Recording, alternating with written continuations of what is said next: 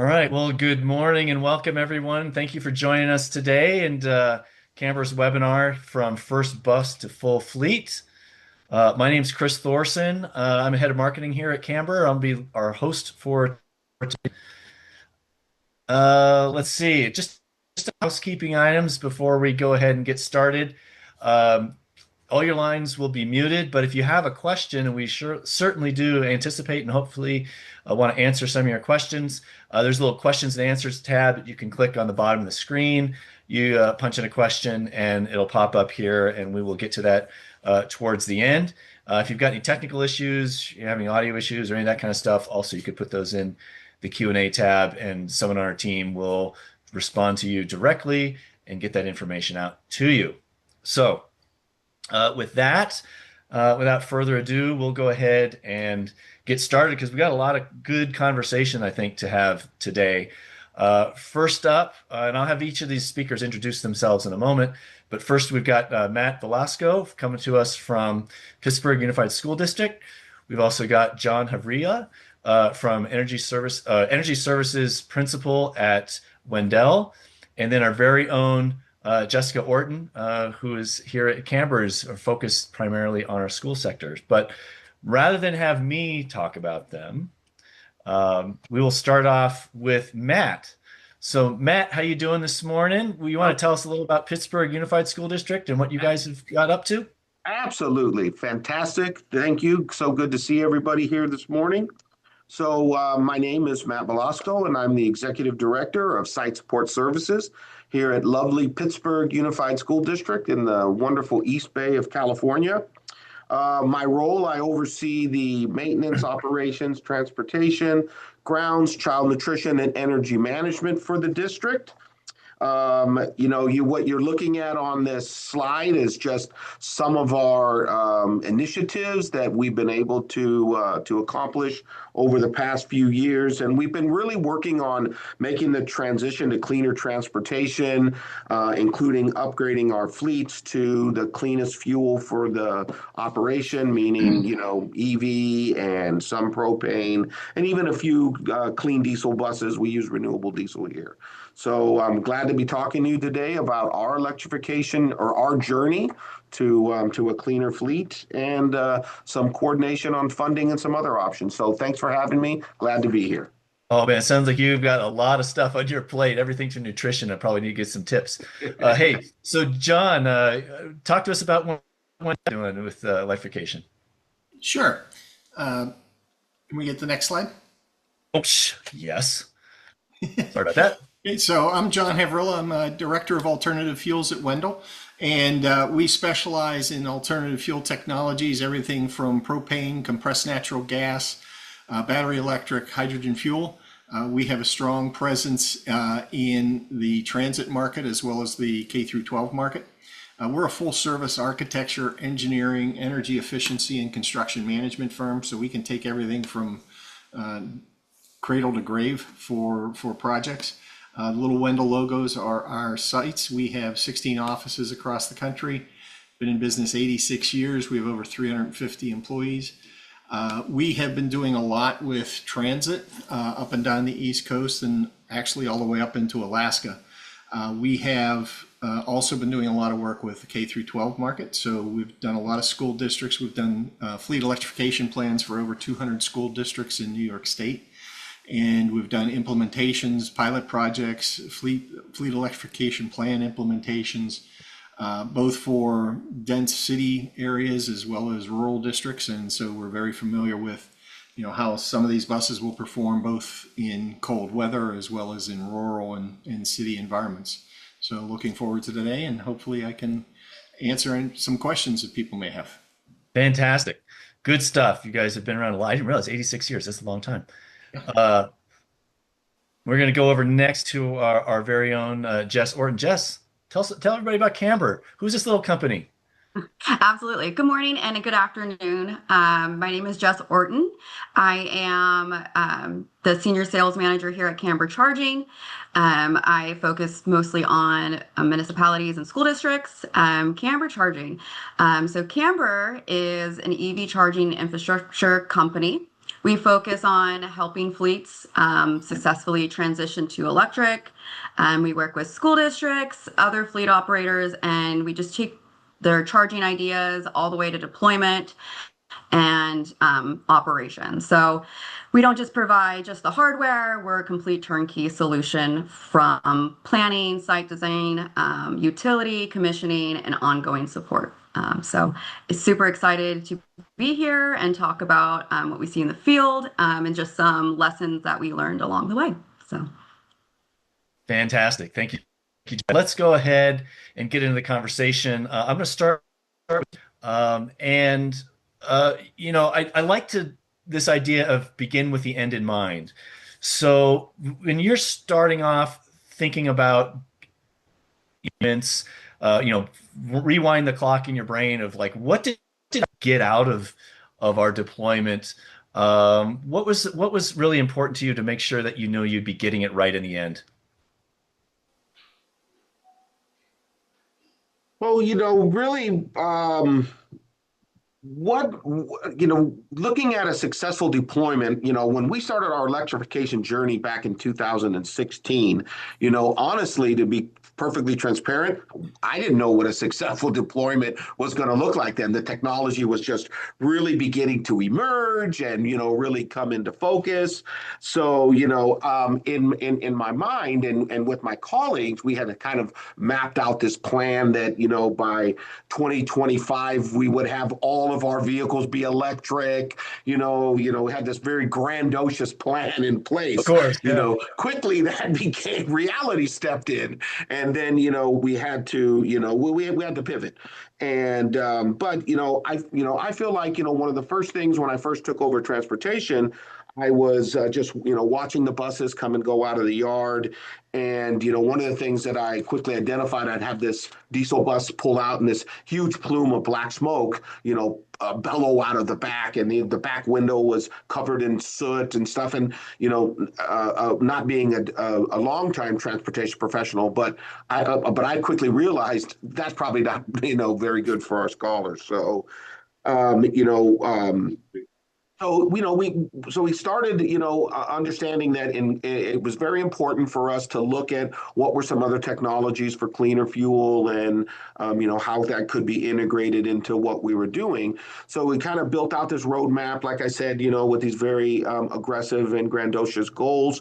Once we realized that that wasn't a possibility, we've adjusted, and then California has put in some regulatory benchmarks along the way, and we're proud to say that we're doing that. But I would say, a successful deployment would be, working together with our stakeholders and with strategic partners to utilize the cleanest fuel for the application. This is probably a controversial statement to make in this environment, but EV isn't 100% answer for everything as of 8:26 at 9:10 a.m., but certainly growing in that direction. And I would say having our fleets be the cleanest and utilizing as many EVs as possible. By the end of this year, our yellow fleet will be about 50% EV, so we're heading in that direction. Great progress. And then I would say in the next 10 to 15 years, if we had a completely clean, sustainable EV fleet, I think that's what success would look like. In addition to that, having charging infrastructure deployed throughout the schools so that our buses and our staff and our community have the opportunities to take advantage of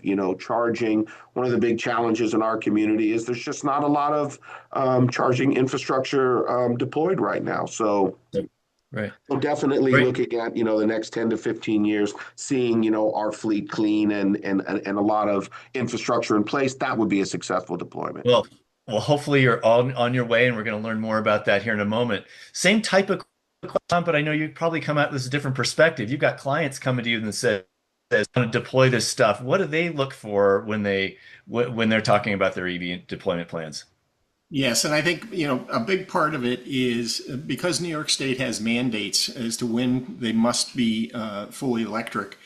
They're coming to us with a lot of questions. A lot of them don't understand the technology, and a lot of them really don't know what they should be doing. And so what we basically do is try to guide them down a path of planning. And as part of that planning process, there's the education. But like Matt said, it's also bringing in all the appropriate stakeholders, including the New York State Education Department, because that's going to be somewhat of the financing side of it. New York State Energy Research and Development Authority, which is providing funding, and don't forget the electric utility. In a lot of cases, the power that these buses are going to require dwarfs what the existing school district facilities use. And so you're going to need a lot of power. And so engaging with the utility early on and making them part of the process and help develop that plan is critical to a successful implementation. And again, a big piece of this is education. We do a lot of route analysis, and we don't look at facilities, things people don't think of, like these buses are heavier. Can your existing bus lifts lift these guys? How does it impact my facility? What are the things that I'm not thinking about that we need to take a look at? And so it's really developing a comprehensive plan so that when you start to execute that plan, there are no surprises. I was just going to hit that. Like, no surprises really sounds like the takeaway there, huh? It is. It's a big part of it. And, I think what it does is once our districts have started to get a plan together and understand the plan, it relieves a lot of the anxiety that they're faced with how they're going to accomplish this. So we're basically creating a roadmap to say, all right, here's where you're at today, here's where you need to be, and here's how you get there, and here's what it's going to cost, and here's the gaps that you need to fill in both training of employees and all along the way. So it's developing a comprehensive roadmap or plan as to how you execute this before you execute it. We had a lot of early adopters that really wanted to get on the bandwagon and go out and buy these buses and chargers. And in some cases, they bought chargers too small. I mean, in the Northeast, with the cold weather, charging is impacted. And so, we like to work with them to say, all right, here's what you're going to need to charge on the worst day. And here's the type of equipment you're going to need. So it's an education process. And I think our clients have been happy with how this process has gone, and I think they feel like they're more in charge than they were before. Fantastic. And then lastly, over to you, Jess. When customers come for Camber, what kind of stuff? Now we're talking just purely on the charging side. Yeah. What do they come to you as saying success might look like? Yeah, I mean, I think from my point of view, what I would say that success would look like is we are planning not just for the first bus, right? We're also planning for what it looks like when they grow to like 20 or 50. So ultimately is building a successful infrastructure for them where, the bus drivers or who is utilizing these, they're able to run their routes without having to consistently worry or think about the charging infrastructure. So for me, success looks like planning ahead for these districts. Fantastic. We lost you a little bit there, Jess, but we got you. Success looks like planning. Let's get moving on. Let's talk about some timelines and expectations here. Matt, I'm sure you talked about all the way back in, like, it sounds like 2020-ish, maybe you got started. What would you tell people in the audience about setting timelines and setting real expectations? How long does this stuff kind of take? As I mentioned early on, a little reality check for us, thinking, that we could accomplish this in a shorter term. I would say, think about this, setting these timelines in terms of years. It's not going to happen in a matter of months. I think, keeping conversations about the buses open. Realize that there's lots of work behind the scenes. One thing that John mentioned was, including your utility early on. Make sure that they have, an understanding of what you're looking at, because there's going to be lots of planning, on their end. And I'd say if I had to take, what was one of the biggest lessons is that the bus is actually just one piece of the puzzle. You really need to think about that infrastructure. I've really tried to kind of drive that point home, and I'm hoping that that takes everyone. If there's a takeaway from that, it would be that think about that infrastructure. We got our first two EV buses delivered in 2017. I had only way that we were able to charge those was with a level one 110, 120 cord that To a would take bus?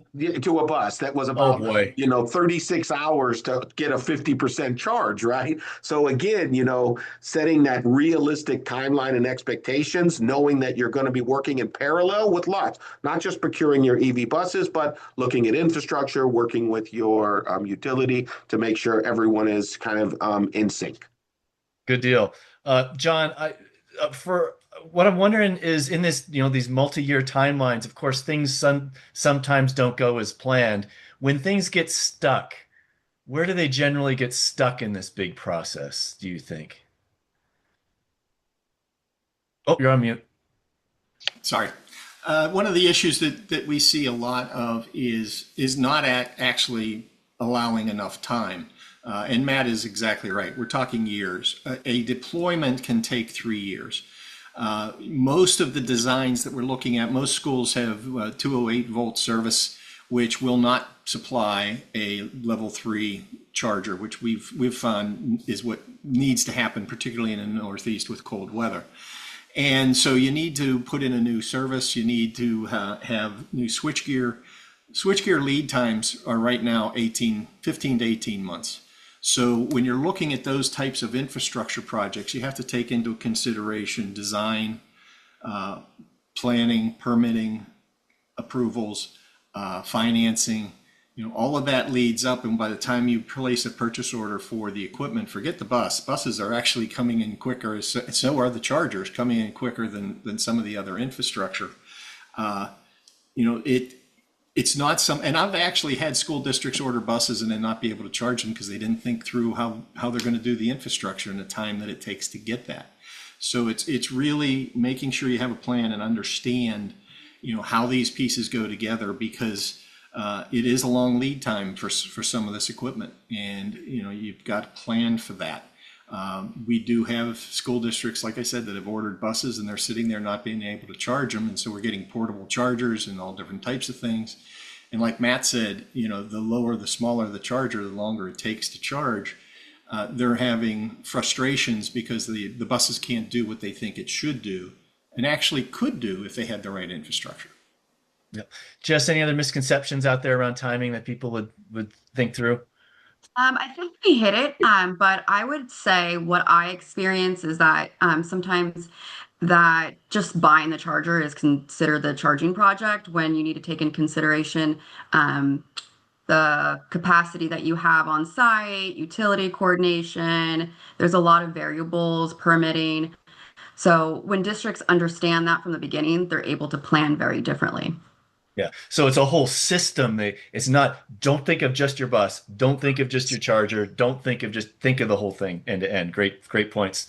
Let's talk about the big elephant in the room about funding, right? Somebody's got to pay for this stuff. I'm sure, Matt, that you had a chance to go through your own funding story.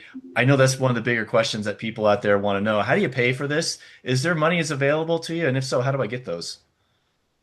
Funding has just been, such a winding river of, and there's been times when funding is just fantastic. There's it feels like there's more funding, than is necessary. At other times, it's been, really lean. So it kind of ebbs and flows. So I would say just be prepared for when funding is available, and look at the funding. Look at your funding plan more as a what would I call it? Like a strategy, as opposed to focusing on like a single grant or a single funding source, or even your own district funds. Look at it. Try to build out like a full strategy. Almost like on a board. Like, okay, here's what our needs are. Here is what we have from the district. Here is what some possible fundings are. And then kind of just design a roadmap. But I would definitely say don't wait for one grant to try to solve or fix your entire project, or or base everything on that. Looking at different things. Like one thing I would say, keep in mind, total cost of ownership. Is there a way to move some of there's probably going to be a decrease in maintenance costs. Is there a way to move some of those funds over into your column for, district provided funds? That's something that is possible. And then lastly, I would say, just maybe looking at funding is cyclical. So for your air districts, they typically will have a funding cycle. So look at, their calendars, and then, maybe create like a funding calendar again on this big board. Maybe have, like in June, for example, our Bay Area Air Quality Management District has some funding opportunities open up. So, maybe you work backwards from there and be planned so that you're ready to submit your applications, gather some of that data beforehand, so that it's not crunch time and it consumes all your time. But definitely, I'd say, as just kind of a catchphrase, think of your funding as a strategy as opposed to a one target. Yeah. Jess, like what's your take on funding? I know you do a lot of our customers trying to help them get some dollars. Where's some dollars out there? Yeah, I'm laughing because I think Matt and I are on the same wavelength. I was gonna say like the biggest thing I see is when districts treat funding independently instead of building an overall funding strategy. So timing of these grants versus like what the district has available. So I think Matt answered that for me, but we're on the same wavelength. But I always encourage districts to bring everybody into the conversation early, whether that's your utility, your like the grants, your district, just so you understand what you're eligible for and trying to accomplish the long term for your district. Right. John, anything that you're seeing different out east, or is it kind of the same story out there? It's pretty much the same story, but I would just reemphasize that the roadmap that I was talking about earlier should have a corresponding funding roadmap with it. And, it's eating the elephant one bite at a time. The overall conversion costs can be huge, but you need to look at a strategy where you can take it off piece by piece. I would say that, it varies greatly by state as to what funding is available, particularly in the absence of the federal funds at this point in time. Obviously that can change, but right now in New York State, there's a lot of funding for conversion for school districts. Other states, not so much. But Yeah, again, it's it very, has to be part of the plan. yeah, I mean, the federal stuff has gone away, and now it's definitely state by state, region by region Yep. funding. Let's talk something else, John. I'm going to stick with you on, utility coordination and site design, this concept. Now, there are, of course, we know you got to get the transformers in place, you got to have power in place. But in our prior conversations, you had talked about other systems that people have to think about related to the charging systems. What might some of those other systems be that they think about in addition to just the utilities? When you look at your fleet and you look at charging and you look at what charging infrastructure you need to put in, unless you consider systems such as charge management, you're doing yourself a disservice. Because if you don't have some type of charge management system which will manage the charging levels, you really don't have good control over your chargers. And by code, you may have to, it may require you to look at connected load rather than operating load, which means that all of your infrastructure will be oversized. It will be much higher sized than what you need it to be. Because you're not going to be operating at connected load. With a charge management system, you can control these chargers. You can prioritize which buses gets power at which time. So you can limit your peak demand and your overall costs with an effective charge management system. And so it's also working with utilities, because a lot of utilities initially that we've worked with didn't recognize charge management as that tool. And so they were looking at, well, if you got X number of kW of chargers connected, we need to provide you that service. And that's not the case, because in a lot of cases, you can be significantly under that. And that reduces your capital costs, that reduces your ongoing O&M costs because your peak demand is lower. So it's really working with the utilities. And what we're finding a lot is there are some areas where the utility doesn't have the capacity, but in most cases they do. Yeah. So you can get the utilities done, and then there's all the other systems on site, like, HVAC and fire and power and IT. And so it's not just charging, it becomes more than. Well, if you think about it, if you have a building management system and you have the bus telematics system, so the systems on the bus that are giving you data from the bus, as well as a charge management system and a scheduling system, those systems can integrate together. So when your HVAC system in your school buildings kicks to a higher level, you can reduce charging. But when they shut off, you can increase charging. So it's how all of these interact, and the scheduling software interacts with charge management, so it knows what bus needs to be where and what its route looks like, so it can make sure that it's adequately charged. So you're right, the IT systems are much more robust when you're looking at a battery electric bus deployment. Yeah. A lot that goes into it. And it's once again that theme of it's all about all of it, not just one individual piece. Back to you, Matt. On the district side, when you were doing your utility cutover, did everything go swimmingly perfect, or did you have any challenges there? Or what would you tell our audience working with utilities? What's that experience like? I would say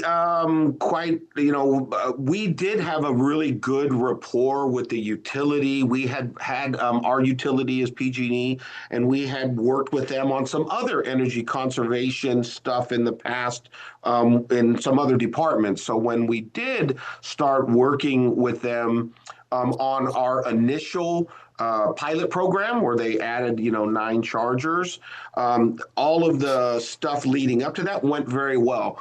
Where we did see some challenges was there was some fires that had occurred up in the not far from here, and so the teams were pulled off of our project, and so it just kind of sat vacant with these big trenches in the ground and things like that. Right. So just have some, maybe just think about some temporary backup plans. We had to put trench plates in place so that we could still continue to operate in the yard. But in terms of the actual coordination, it actually went pretty well.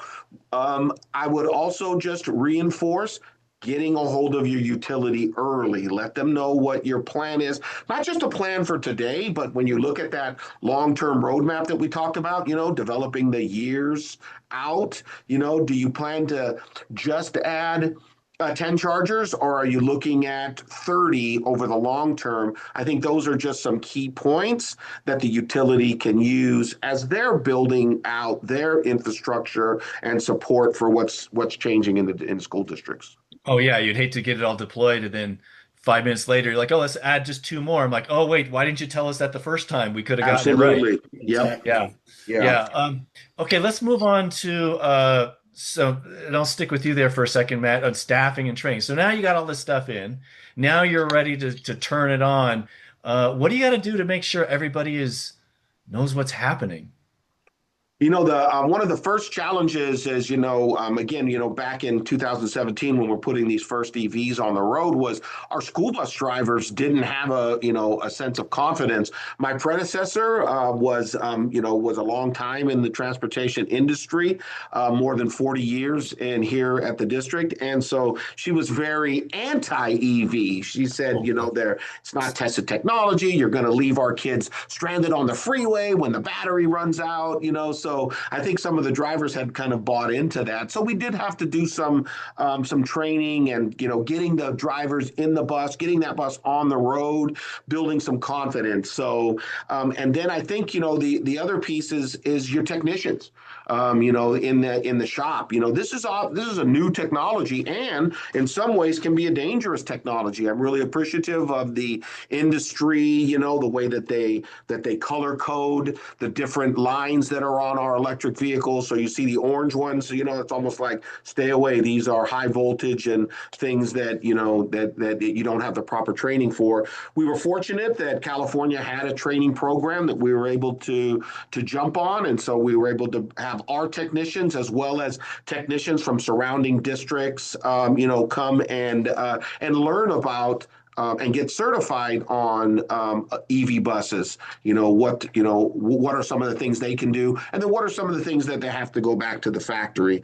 And then lastly, I would say the having my electricians have a understanding of how the chargers actually work, how they're tied in with the charge management systems, so that when things inevitably will come up, the pins on the charge on the charge cord get melted, or there's not a good contact, and so there's extra heat on the bus, on the bus charge port, just so the electricians are aware, hey, these are some of the things that we could work on. So kind of a multifaceted approach of getting everyone familiar, and also understanding that there's going to be some bumps in the road. One of the phrases I use with my staff is, when you're blazing trails, you got to cut through some tall grass, and sometimes that can be a challenge. So just having everybody prepared, building some confidence, and knowing that we will get ongoing training as as our program develops.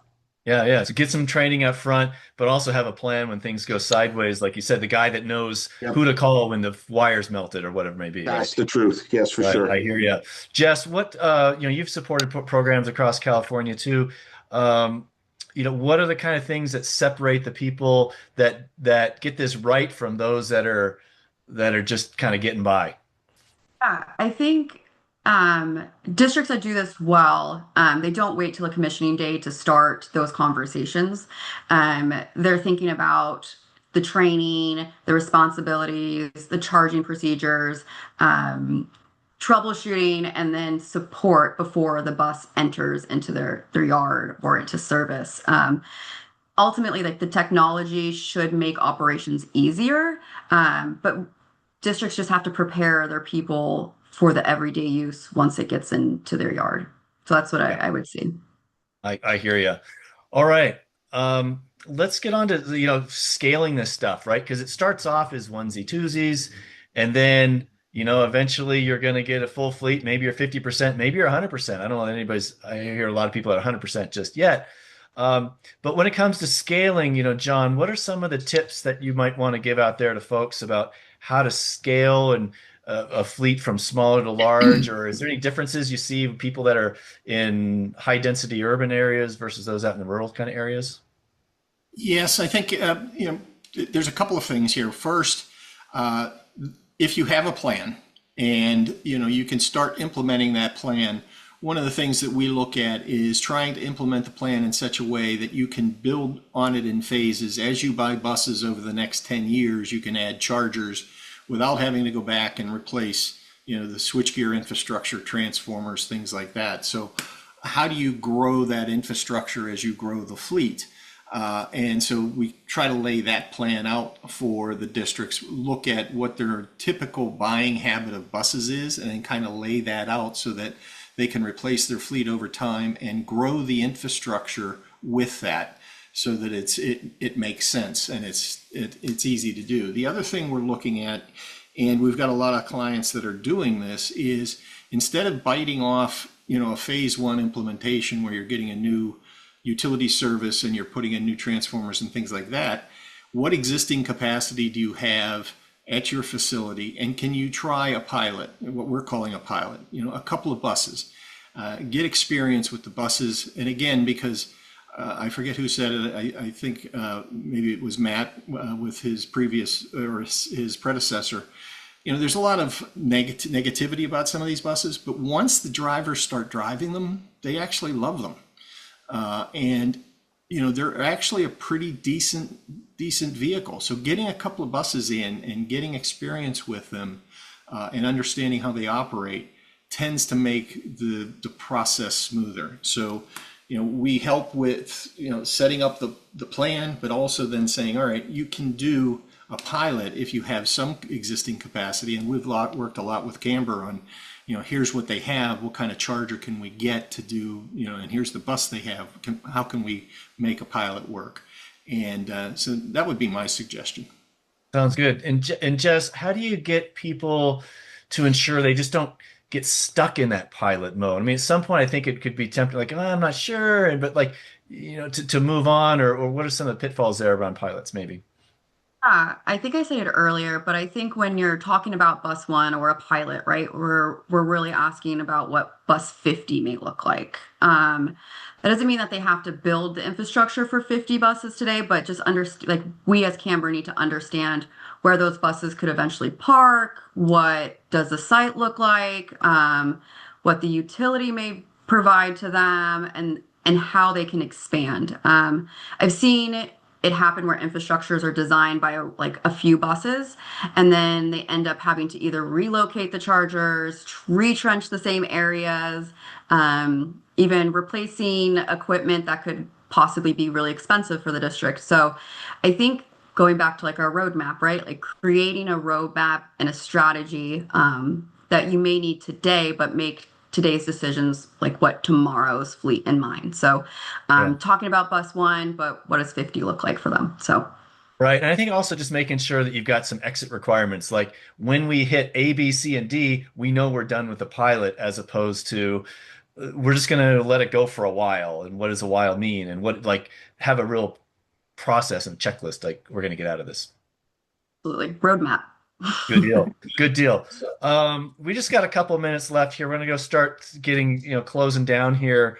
I don't want to, think about, Matt, put yourself in the shoes of somebody. Okay, we're going to plunk you out of Pittsburgh. We're going to go plunk you into a new district somewhere in the middle of who knows where. I don't want to disparage anybody, but somebody in the middle of nowhere. What's the conversation that they need to have right away before they get started on this process? Really, I think you need to really engage, the full district team. I know that sounds like this grandiose thing, but just communicating out, to not just your transportation team, but you're going to need other folks to be involved in this transformation, right? So, having conversations with your finance team. How are we going to do that? What's the funding going to look like?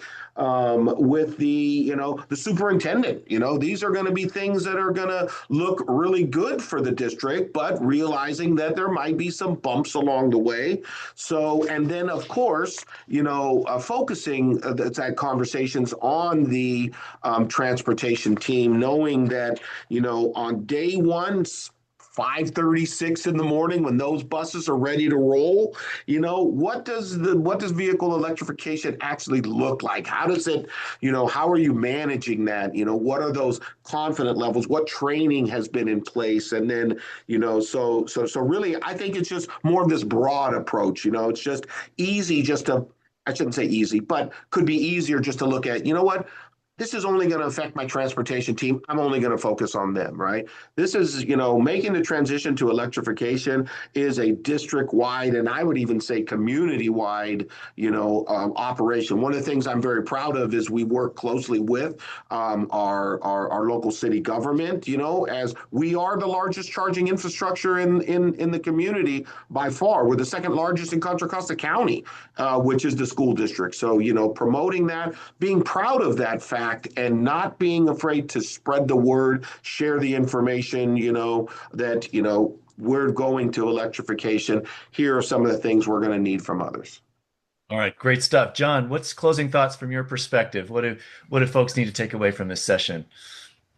I think, again, the key is, as Matt had said, get the right stakeholders at the table, which is a broad spectrum. I mean, we even meet with the school boards, we meet with the community to help them understand, what this technology can do for them, and where it's going to go. And then again, planning. I think planning is critical. I can't say that enough. Having a proper plan allows you to adjust course as things change, but at least it's a roadmap, both financially and technically, as to how you get from, zero electric buses to full fleet. Sounds good. And Jess, final thoughts from you.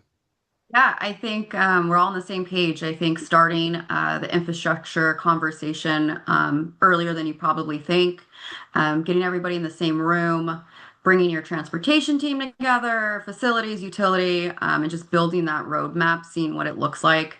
And you can always adjust that roadmap and you don't have to stick to it. Things change, fleets change, plans change.